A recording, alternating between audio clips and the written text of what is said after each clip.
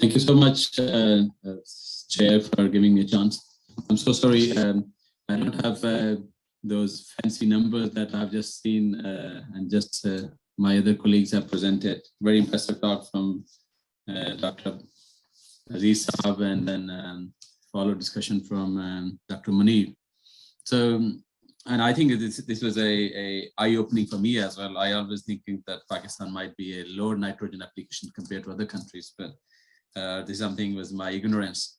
But coming to this important subject, we are one thing which we forget. We do not look at what is the cost consequence.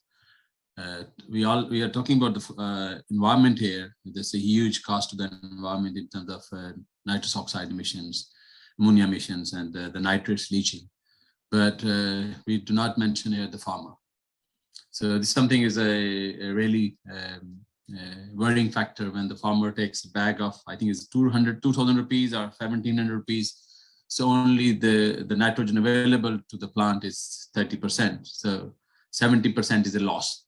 So he's losing money. So, and my sort of the whole take on this was how we can educate the farmer, how we can guide the farmer, because the huge gap in the knowledge that we are discussing today here and its application down the line on a farm scale.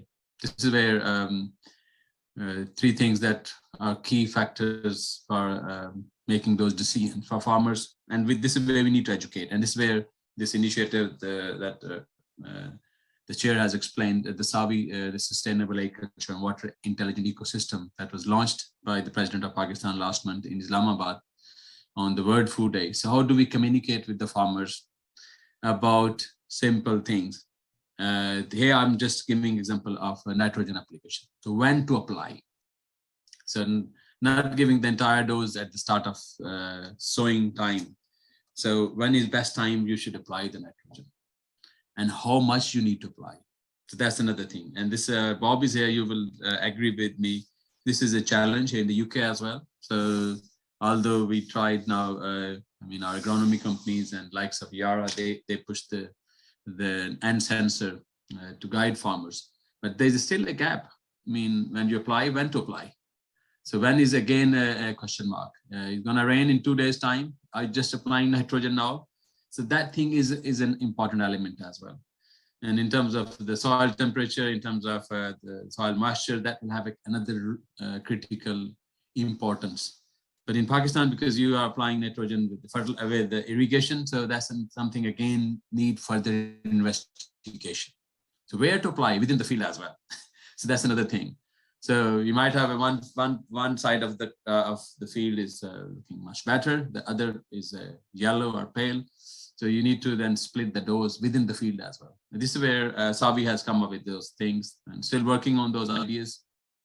Come up with this app, as farmer-centric app that the farmer could start on their own, I would say, the farm, and then they get update about all these things. So where to apply, when to apply, and they send through messages, sending through, I would say, they can just log into the system as well and get this information from there. So I think the key element here is the education. Education element is important.